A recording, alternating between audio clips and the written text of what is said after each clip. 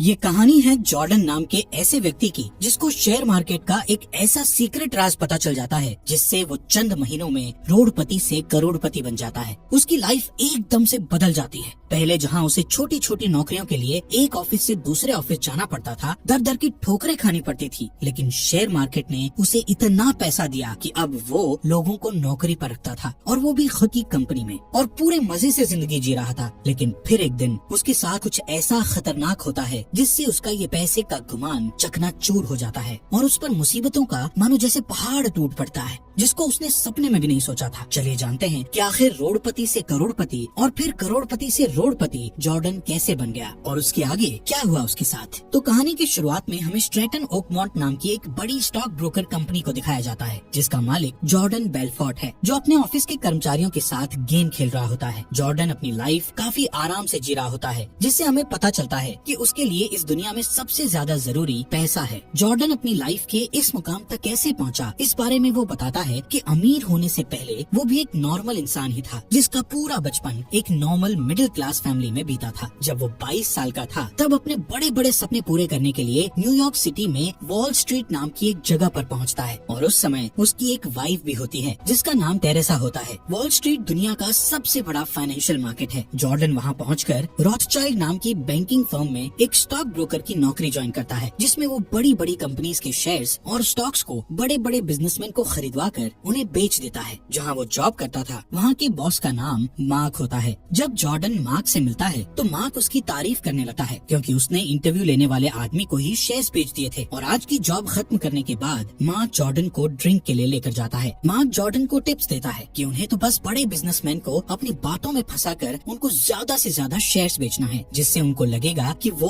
और भी ज्यादा अमीर हो जाएंगे। लेकिन अमीर तो असल में हम होंगे क्योंकि उनके खरीदे हुए शेयर से हमें हमारा कमीशन मिल जाएगा। फिर हमें शेयर मार्केट के ऊपर या नीचे जाने से कोई मतलब नहीं, हमें सिर्फ अपने कमीशन से मतलब होना चाहिए। जिसके बाद मार्क जॉर्डन को कोकेन ट्राई करने को बोलता है ताकि उसका दिमाग इस काम में लगा रहे। अगले 6 महीनों तक जॉर्डन अपनी लाइफ बड़े ऐशो आराम से जी रहा था, जिसके बाद एक दिन उसे स्टॉक ब्रोकर का लाइसेंस मिल जाता है और अब वो एक सर्टिफाइड स्टॉक ब्रोकर बन चुका था। लेकिन उसी दिन वॉल स्ट्रीट का माहौल बिल्कुल ठंडा पड़ जाता है क्योंकि स्टॉक मार्केट बुरी तरह से क्रैश हो गया था। जिस रॉथस्चाइल्ड में जॉर्डन काम कर रहा होता है वो फर्म 1 महीने के अंदर ही स्टॉक मार्केट क्रैश होने की वजह से तबाह हो जाती है और उसमें काम कर रहे जॉर्डन के साथ साथ बहुत सारे लोगों की जॉब चली जाती है, जिस वजह से उस पर पैसों की तंगी आन पड़ती है। इस पर उसकी वाइफ टेरेसा उसे अपनी एंगेजमेंट रिंग बेचने को कहती है, लेकिन जॉर्डन उसे मना कर न्यूज़पेपर में दूसरी टाइप्स की जॉब ढूंढने लगता है। टेरेसा उसको न्यूज़पेपर से स्टॉक ब्रोकर की ही जॉब ढूंढकर दे देती है जो लॉन्ग आइलैंड नाम की जगह पर है। अगले दिन जॉर्डन इन्वेस्टर सेंटर नाम की फर्म पर पहुंचता है, जहां जाकर जॉर्डन ड्वेन नाम के आदमी से मिलता है जो उसे अपनी फर्म के बारे में बताता है कि वो छोटी छोटी कंपनीज के शेयर बेचते हैं जिन्हें पेनी स्टॉक्स कहा जाता है। इन शेयर्स को छोटे लोगों जैसे प्लम्बर, पोस्टमैन वगैरह खरीदते हैं। वो लोग ऐसा इसलिए कर रहे होते हैं क्योंकि बड़े शेयर्स पर किसी को विश्वास नहीं होता क्योंकि उस समय स्टॉक मार्केट बुरी तरह से क्रैश हो चुका था। लेकिन ड्वेन जब उसे कमीशन रेट के बारे में बताता है तो जॉर्डन के होश उड़ जाते हैं क्योंकि बड़ी बड़ी कंपनीज एक शेयर में सिर्फ 1% कमीशन देती हैं, लेकिन इस फर्म में एक शेयर बेचने पर उसे 50% कमीशन मिलेगा। मतलब $10,000 के शेयर बेचने पर उसे $5,000 मिलेंगे। इस पर जॉर्डन वहाँ पर ज्वाइन कर अपना फोन घुमाकर स्टॉक बेचने का काम शुरू कर देता है और फिर जॉर्डन एक जॉन नाम के आदमी को पेनी स्टॉक्स के बड़े आउटपुट का फायदा बताकर उससे $4,000 के शेयर खरीदवा देता है। और अब ऐसे ही बहुत सारे लोगों को अपनी बातों में फंसाने की स्किल्स का यूज कर लोगों को बहुत सारे शेयर्स बेचकर खूब पैसा कमाने लगता है, जिससे उसने एक येलो कलर की जैगुआर कार भी ले ली होती है। अपने अच्छे दिन आने पर जब एक दिन जॉर्डन एक कैफे में जाता है तो उसे वहाँ पर अपनी ही बिल्डिंग में रहने वाला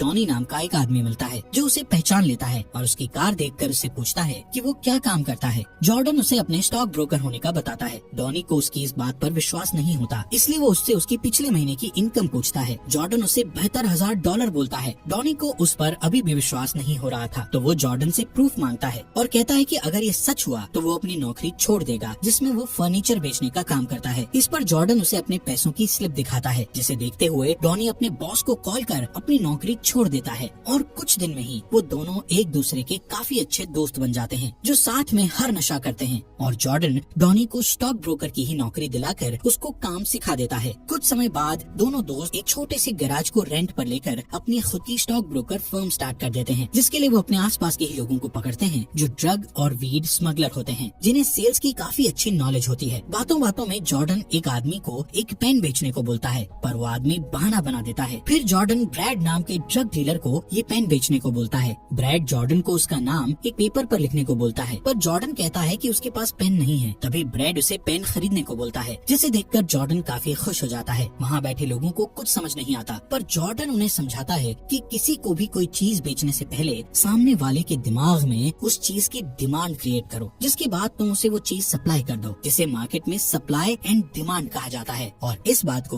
उन्हें अगर वो स्टॉक मार्केट में यूज करें तो उन्हें काफी ज्यादा फायदा होगा, जिससे यहाँ बैठे सभी लोग अमीर बन जाएंगे। उसकी इन बातों पर विश्वास कर ये लोग उसके साथ काम करने के लिए मान जाते हैं। और कुछ ही दिनों में जॉर्डन बहुत से लोगों को इकट्ठा कर डॉनी के साथ अपनी फर्म खोल लेता है। कुछ समय तक तो ये लोग छोटे छोटे लोगों को घटिया शेयर्स बेचकर पैसा कमा रहे थे, क्योंकि जॉर्डन और डॉनी को छोड़कर किसी को भी एक रियल और बड़े बिजनेसमैन से बात करना नहीं आता था। इसलिए जॉर्डन ने अपने काम को आगे बढ़ाने के लिए अपनी फर्म को स्ट्रैटन ओकमोंट नाम दिया, जिस नाम को हमने मूवी के शुरू में देखा था। उसने ऐसा इसलिए किया क्योंकि अब ये लोग छोटे छोटे शेयर्स बेचकर थक चुके थे, इसलिए अपनी टीम को सेल्स सिखाने के लिए वो इनकी बड़े बड़े बिजनेसमैन से बात कराता है और उन्हें स्टॉक बेचना सिखाता है, जिससे ये लोग कम दाम के स्टॉक्स को ज्यादा भाव में बड़े बड़े बिजनेसमैन को बेचते हैं, जिससे बचा हुआ प्रॉफिट और कमीशन उनका ही होता है और उनके क्लाइंट का नुकसान होता है। धीरे धीरे ऐसा करते हुए जॉर्डन अपने साथियों की मदद से एक छोटी सी फर्म को एक बहुत बड़ी कंपनी बना देता है, जिसमें हजारों लोग और ऐड हो जाते हैं। और फिर ये सब लोग एक साथ स्कैम कर अच्छा खासा पैसा कमा लेते हैं। और हर हफ्ते जॉर्डन अपने लोगों के लिए पार्टी रखता है, जिसमें ड्रग्स और बहुत सारी लड़कियां भी शामिल होती हैं। तभी एक दिन फोर्ब्स के लोग उसका इंटरव्यू लेकर उसके बारे में अपनी मैगजीन में छाप देते हैं, जिसमें उसके बिजनेस के ऊपर बहुत कुछ लिखा होता है, जिससे जॉर्डन पूरी दुनिया में प्रसिद्ध हो जाता है और बहुत सारे लोगों को उसके बारे में मालूम पड़ जाता है। और तो और उसके ऑफिस में बहुत सारे लोग जॉब के लिए भी आने लगते हैं। फिर जॉर्डन दया दिखाते हुए उनमें से स्किल्ड लोगों को हायर कर उनकी जिंदगी संवारने का काम चालू कर देता है। और अब गवर्नमेंट को भी जॉर्डन के इस स्कैम के बारे में पता चल जाता है, इसलिए गवर्नमेंट को जॉर्डन की जांच के लिए इन्वेस्टिगेटर पैट्रिक को हायर करती है। इसी के साथ कहानी प्रेजेंट में आती है और एक दिन जॉर्डन के डैड मैक्स उससे मिलने आते हैं, जो उसे अपने खर्चे कम करने को कहते हैं, क्योंकि जॉर्डन अपने दोस्त और एम्प्लॉइज पर उनको नशा और लड़कियां दिलाकर खूब पैसा उड़ा रहा था, जिसके बिल्स को मैक्स ने देख लिया था और वो उसे समझाने आ गए। जॉर्डन के डैड इस स्कैम को बंद करने के लिए बोलते हैं, पर जॉर्डन अपने डैड से कहता है कि वो चाहता है उसके साथ उसके दोस्त और एम्प्लॉइज भी अय्याशी करें। इस पर उसके डैड कहते हैं कि तुम्हें अब संभलने की जरूरत है, क्योंकि ऐसा और ज्यादा करने पर उनकी जिंदगी पतों की तरह बिखर जाएगी। अगले दिन जॉर्डन अपने एम्प्लॉइज को अपनी कंपनी वर्ल्ड वाइड फैलाने के लिए अपने बीच हाउस पर पार्टी देता है, जहाँ पर एक मॉडल नाओमी अपने बॉयफ्रेंड ग्लेयर के साथ आई होती है, जिसे एक बार में ही देखकर जॉर्डन उससे पटाने लगता है, जिसे दूर खड़ी उसकी और डैनी की वाइफ देख रही होती है। नाओमी को भी जॉर्डन पसंद आ जाता है और अगले दिन की शाम को ही दोनों डेट पर चले जाते हैं। डिनर के बाद जॉर्डन उसे अपनी सुपरा में उसके घर छोड़ने जाता है, जहाँ पर नाओमी उसे अपने घर में बुलाती है, जिसके बाद दोनों इंटीमेट हो जाते हैं, जिसमें उसकी वाइफ उसको कॉल कर डिस्टर्ब कर देती है, लेकिन जॉर्डन उसे इग्नोर कर अपने काम में लगा रहता है। दोनों दिन भर साथ में टाइम बिताते हैं, लेकिन एक दिन कार में उसको टेरेसा पकड़कर खूब मारती है। उसके बाद टेरेसा उसको डिवोर्स देकर चली जाती है, जिससे जॉर्डन को काफी बुरा लगता है, इसलिए वो नाओमी को अपने घर पर रख लेता है। नाओमी उसके घर को अच्छे से डेकोरेट कर देती है, जिससे जॉर्डन बहुत खुश हो जाता है। और कुछ दिनों में जॉर्डन ब्रांड के नाम से स्टॉक्स खरीदता है और खुद से स्टॉक्स का रेट बढ़ाकर स्टॉक्स बेचकर उनसे प्रॉफिट निकालकर स्टॉक मार्केट में काफी हेरा फेरी करने लगता है। ऐसी बहुत सारी तरह तरह की हेरा फेरी और स्कैम करते हुए जॉर्डन खूब सारा पैसा कमाने लगता है, जिसके बाद उन्हीं पैसों से रिंग खरीदकर नाओमी को शादी के लिए प्रपोज कर देता है। नाओमी भी शादी के लिए हाँ कह देती है और शादी के पहले जॉर्डन अपने दोस्तों के साथ बैचलर पार्टी मनाता है, जिसमें ड्रग्स, वीड और भी कई तरह के नशों और खूब सारी लड़कियों के साथ अय्याशी करता है। फिर कुछ दिनों में जॉर्डन नाओमी से शादी कर उसे एक बड़ी सी यॉट और एक आइलैंड पर खरीदे हुए अपने मेंशन को उसे गिफ्ट करता है, जहाँ पर वो रहने लगते हैं। अब हमें 1.5 साल बाद का सीन दिखाया जाता है, जिसमें अब तक उन दोनों की 1.5 साल की बेटी भी है। जब जॉर्डन सो रहा होता है तो उसे नाओमी पानी डाल के उठाती है और उससे एक लड़की का नाम पूछती है, जिससे जॉर्डन का नाओमी के बाद भी अफेयर चल रहा था। नाओमी को इस बारे में तब पता चलता है जब वो उस लड़की से मिलकर रात को एक हेलीकॉप्टर से घर में आया था। वहीं दूसरी तरफ हमें जॉर्डन के ऑफिस ऑफिस को दिखाया जाता है और उसी दिन जॉर्डन अपनी कंपनी से एक जूते बनाने वाली कंपनी के मालिक स्टीव से टाई अप कर उसके 85% शेयर्स को उसकी सराहना करते हुए अपना बनाकर बेचने वाला है, जिसे स्टॉक मार्केट में आईपीओ भी कहा जाता है। आईपीओ निकालने वाले दिन का जॉर्डन और उसके पार्टनर्स को महीनों से इंतजार था, क्योंकि अगर उनका ये प्लान सफल रहा तो उनके पास करोड़ों डॉलर्स आ जाएंगे। इस दिन जॉर्डन अपने लोगों को अमीरी के सपने दिखाकर और उनमें पैसों का ईगो भरकर उन्हें आम जनता को कॉल कर स्टीव के शूज खरीदने को बोलता है, जिससे स्टीव के जूते बिकेंगे और उसकी कंपनी के स्टॉक रेट्स बढ़ेंगे। फिर जॉर्डन स्टीव की कंपनी के खरीदे हुए शेयर्स को बाजार में उतार कर उनसे खूब पैसे कमाएगा, जिसके बाद उसके सारे कर्मचारी अमीर बनने का सपना देखते हुए लोगों को कॉल करना चालू कर देते हैं। धीरे धीरे उसके खरीदे हुए एक शेयर का प्राइस बढ़ने लगता है और वो इतना ज्यादा हो जाता है कि उन लोगों को 3 घंटे के अंदर $22 मिलियन का प्रॉफिट मिलता है, जो सीन काफी मजेदार होता है। और दूसरी तरफ जॉर्डन की इन्हीं हरकतों और स्टॉक मार्केट स्कैम पर ऑफिसर पैट्रिक काफी समय से नजर रखे हुए था और उसके साथ साथ FBI को भी पता चल जाता है। जॉर्डन को इन लोगों की जानकारी उसकी शादी के फोटोग्राफर से मिलती है, जिससे पैट्रिक ने उसकी शादी की वीडियो और फोटो मांगी थी। और अब जॉर्डन पैट्रिक से मिलने के लिए उसे अपनी यॉट में बुलाता है और उससे पूछता है कि उसकी कंपनी पर ये जांच क्यों हो रही है। पैट्रिक उसे उसके स्कैम के बारे में बताता है, जिससे जॉर्डन उसे घूस देने की कोशिश करता है कि वो उसे खुद स्टॉक मार्केट में पैसा कमाने के लिए गाइड करेगा। पैट्रिक उसे हंसते हुए मना कर देता है, क्योंकि वो एक ईमानदार ऑफिसर है। जिसके बाद जॉर्डन उसे यॉट में नोटों की गड्डी दिखाते हुए भगा देता है कि ये तुम्हारे साल भर की कमाई है, जिन्हें मैं कुछ सेकंड्स में उड़ा सकता हूँ। उनके जाने के बाद हम जॉर्डन को डरा हुआ देख सकते हैं। इसके बाद वो नाओमी के साथ स्विट्जरलैंड जाने की तैयारी करने लगता है, ताकि वो वहाँ के स्विस बैंक में अपना पैसा छुपा सके। और स्विट्जरलैंड जाने से पहले जॉर्डन अपने ऑफिस में जाकर थोड़ा और पैसा बनाता है और अब जॉर्डन स्विट्जरलैंड के लिए निकल जाता है। वहाँ पहुंचकर वो लोग स्विस बैंक के एक वकील से बात करते हैं, जिसकी बात मानकर जॉर्डन स्विस बैंक में खाता खोलने के लिए किसी रिश्तेदार को ढूंढने लगता है, जिसके नाम से वो लोग अपना काला पैसा जमा कर सकें। इसलिए किसी रिश्तेदार को ही ढूंढते हुए वो नाओमी की आंट एमा के पास जाकर उनसे बात कर स्विस बैंक में खाता खुलवाकर ब्रैड की मदद से $20 मिलियन स्विस बैंक में डलवा देता है। वहीं डॉनी जब ब्रैड को पैसा जमा करवाने के लिए उससे मिलने जाता है तो उनमें किसी बात को लेकर कहासुनी होने लगती है, जिसे वहाँ पर खड़ी पुलिस भी देख रही होती है। और उसी हाथापाई में डॉनी से उसका पैसों से भरा बैग गिर जाता है, जिससे पुलिस वाले उनके पीछे पड़ जाते हैं और डॉनी फटाफट से अपनी कार लेकर वहाँ से भाग जाता है। पर ब्रैड को पुलिस वाले बहुत सारे पैसों के साथ गिरफ्तार कर लेते हैं। इस घटना के कारण डॉनी घबरा जाता है, इसलिए खुद की घबराहट शांत करने के लिए वो जॉर्डन के साथ एक बहुत रेयर नशीला ड्रग लेने लगता है। लेकिन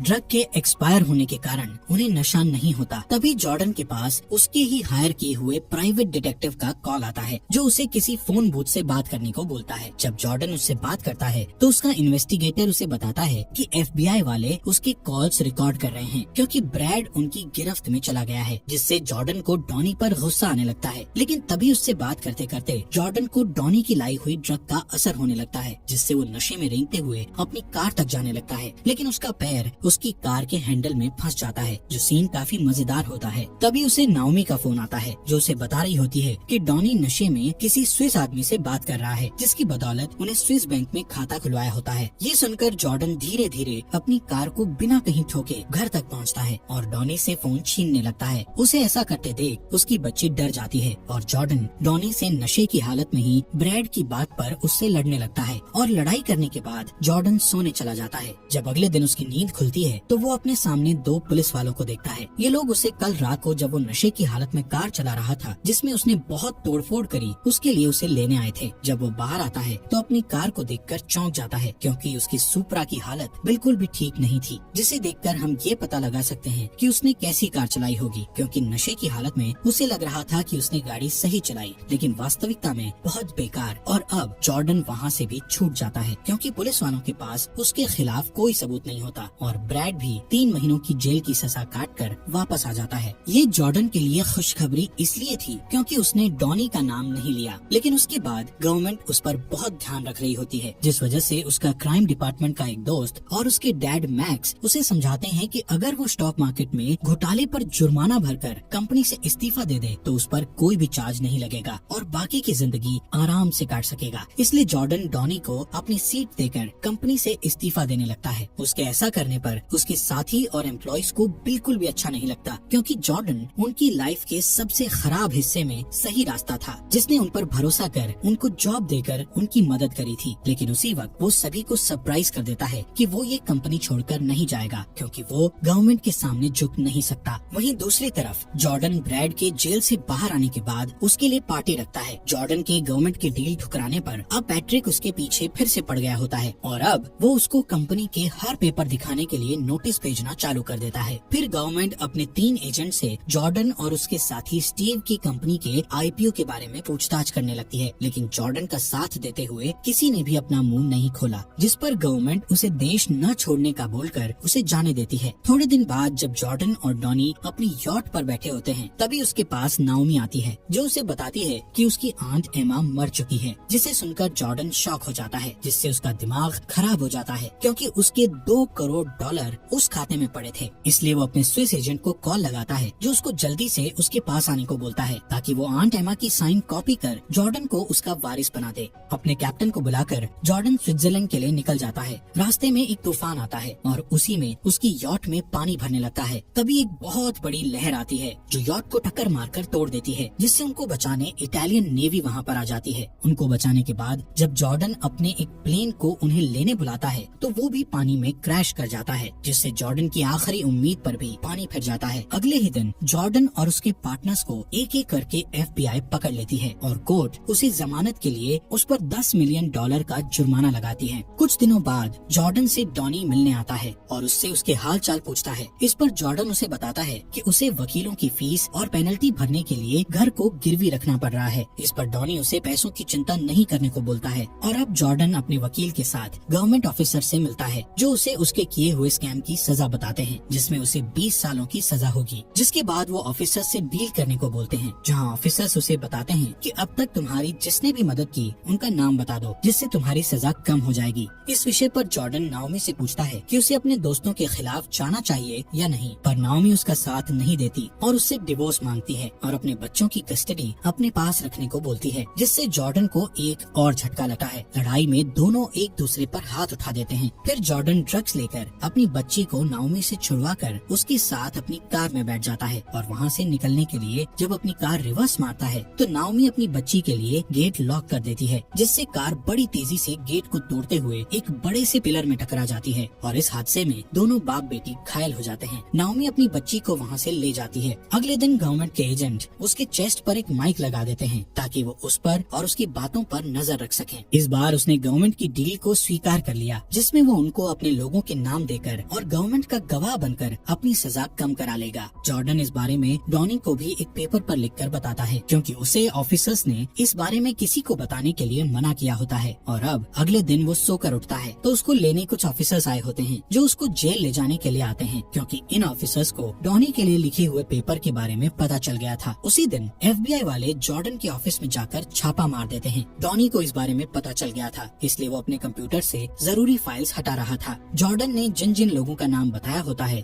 FBI वाले उन्हें गिरफ्तार कर लेते हैं और कोर्ट में गवर्नमेंट का साथ देने के लिए उसे सिर्फ 3 साल के लिए नेवाडा की जेल में बंद करने का आदेश देती है, जिससे उसके माँ बाप को काफी बुरा लगता है। फिर उसे पुलिस वाले जेल ले जाते हैं, जहाँ वो अपनी जिंदगी के 3 साल जेल में काटेगा। मूवी के एंड में जॉर्डन जेल से बाहर आ गया होता है और एक सेमिनार में बैठे लोगों से उसको पेन बेचने को कहता है, जिसके बाद ये मूवी यहीं पर एंड हो जाती है। उसे आखिर में याद आता है कि उसे उसके डैड ने कहा था कि अगर वो ऐसा करता रहा तो एक दिन उसका बनाया हुआ साम्राज्य पत्तों के ढेर की तरह बिखर जाएगा। इस कहानी में हमें ये समझ आता है कि जो जॉर्डन गरीबी से उठकर एक अमीर इंसान बन गया था, वो अपनी एक गलती के कारण ही वहीं पर आ गया जहाँ से उसने शुरू किया होता है। वो चाहता तो अपने दोस्त और बाप के कहने पर अपना काम वहीं रोककर जिंदगी बड़े आराम से जीता, लेकिन पैसों की भूख किसी को भी गिरा सकती है। जैसे जैसे भूख बढ़ती गई वो गलतियाँ करता चला गया, जिसमें उसने अपनी वाइफ टेरेसा को धोखा देकर एक लॉयल पार्टनर को खोया, जिसने उसका साथ उसकी लाइफ के बुरे फेज में दिया होता है। पर नाओमी, जिसकी वजह से उसने एक लॉयल पार्टनर खोया, पर उसने उसका साथ बुरे समय में नहीं दिया, जिससे उसे जेल जाना पड़ा। उसके डैड मैक्स ने उससे सही कहा था कि अगर वो नहीं रुका तो उसकी जिंदगी ताश के पत्तों की तरह बिखर जाएगी, और जॉर्डन के साथ वैसा ही हुआ। तो इसी के साथ ये अमेजिंग कहानी यहीं पर खत्म हो जाती है और